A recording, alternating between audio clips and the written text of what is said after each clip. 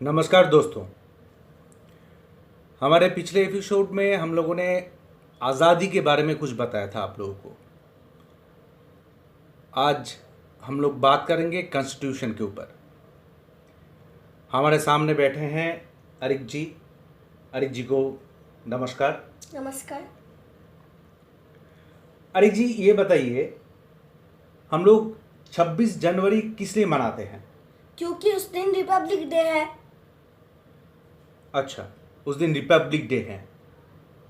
Republic day बोले तो है क्या? उस दिन हमारा कॉन्स्टिट्यूशन बना था। अच्छा, हमारा कॉन्स्टिट्यूशन बना था। कॉन्स्टिट्यूशन किसने बनाया था और किस साल, आप बता पाएंगे? हाँ, वो 26 जनवरी 1950 को बना था और उसे डॉक्टर B.R. अम्बेडकर ने बनाया था। ओके, तो माननीय B.R. अम्बेडकर जी ने हमारे लिए कॉन्स्टिट्यूशन लिखा था और ये कॉन्स्टिट्यूशन 1950 साल के 26 जनवरी के दिन हमारे सामने आए थे। तो इसलिए हम लोग 26 जनवरी को रिपब्लिक डे के तौर पे मनाते हैं। अरे जी, ये बताइए, कॉन्स्टिट्यूशन है क्या? कॉन्स्टिट्यूशन एक सेट ऑफ रूल्स है जो एक गवर्नमेंट को फॉलो करना होता है in order to govern a country. Okay okay दोस्तों, जहाँ तक मुझे समझ में आ रहा है, कॉन्स्टिट्यूशन एक बुक है जिस बुक के अंदर बहुत सारे रूल्स लिखे गए हैं। उस रूल के मुताबिक कोई भी गवर्नमेंट को इंडिया को कैसे चलाना है, ये लिखा गया है। क्या मैं सही समझा? हाँ हाँ। अब ये बताइए, कॉन्स्टिट्यूशन का मेन बेस क्या है? उसके 5 बेस है। अच्छा, 5 बेस है, बताइए। पहला है सोवरेन, सॉवरेन मतलब इंडिया इंडिपेंडेंट है। मतलब इंडिया आज़ाद है। हाँ, आजाद है, क्या स्वतंत्र है। Okay okay. दूसरा है सोशलिस्ट। सोशलिस्ट उसका मतलब है इंडिया में सारे लोग समान हैं, कोई बड़ा नहीं है, कोई छोटा नहीं है। सारे एक जैसे, हाँ। सबका जैसा राइट जो भी होगा और उसका लायबिलिटी भी वही होगा, ड्यूटी भी वही होगा, सेम बराबर। ओ, 3 है सेकुलर। सेक्युलर उसका मतलब है सारे धर्म एक हैं। ओके, मतलब हम इसको धर्मनिरपेक्ष, अच्छा हाँ। ठीक, धर्मनिरपेक्ष कह सकते हैं। और चौथा है डेमोक्रेटिक। डेमोक्रेटिक उसका मतलब India's government is elected by it's people.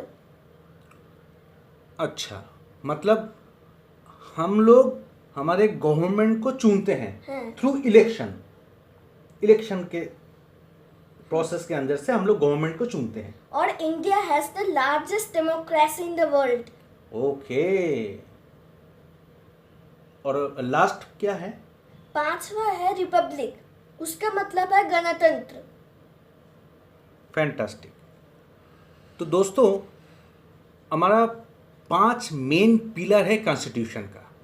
पहला सोवरेन, दूसरा, सोशलिस्ट, तीसरा, सेकुलर, चौथा, डेमोक्रेटिक, पांचवा, रिपब्लिक।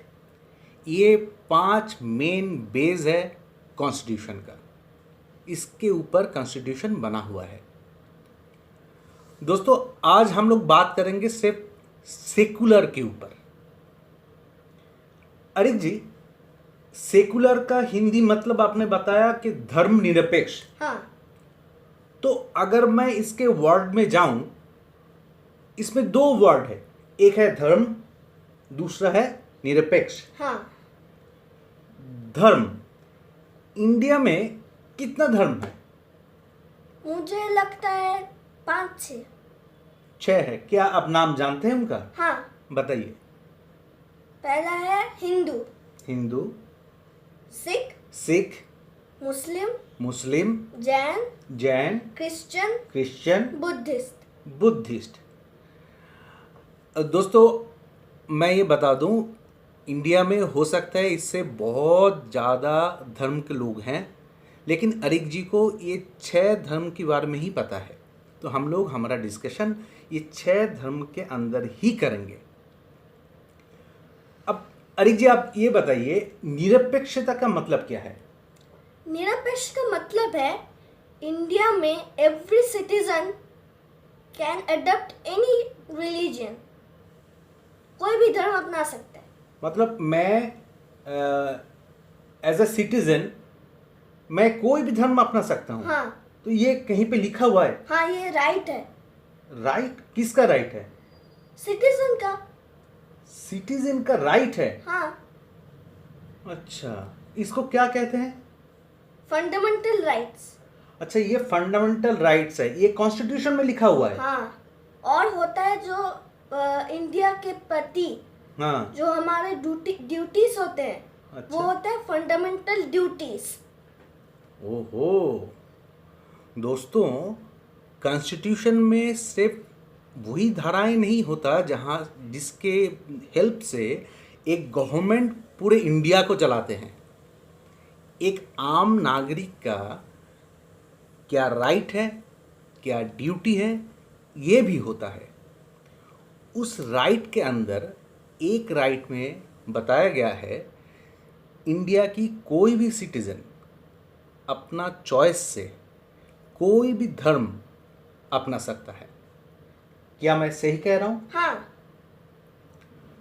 तो इंडिया को कोई भी कंट्री ये नहीं कह सकता कि इंडिया एक हिंदू राष्ट्र है या एक मुस्लिम राष्ट्र है या एक सिख राष्ट्र है, क्योंकि इंडिया का मेन बेस है सेकुलर। सेकुलर बोले तो धर्म निरपेक्ष। यहाँ पे सारे धर्मों को एक समान दर्जा दिया जाता है।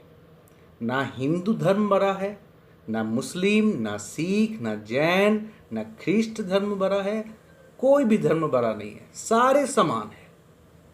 ये है सेकुलरिज्म का मेन मंत्र। दोस्तों मुझे लग रहा है कि आप लोगों को सेकुलरिज्म के बारे में थोड़ा बहुत आइडिया हुआ है। मैं अर्नब आप लोगों की तरफ से अरिक जी को नमस्कार करता हूँ नमस्कार। और आपसे अब इजाज़त मांगता हूँ। अलविदा दोस्तों, फिर मिलेंगे अगले एपिसोड में।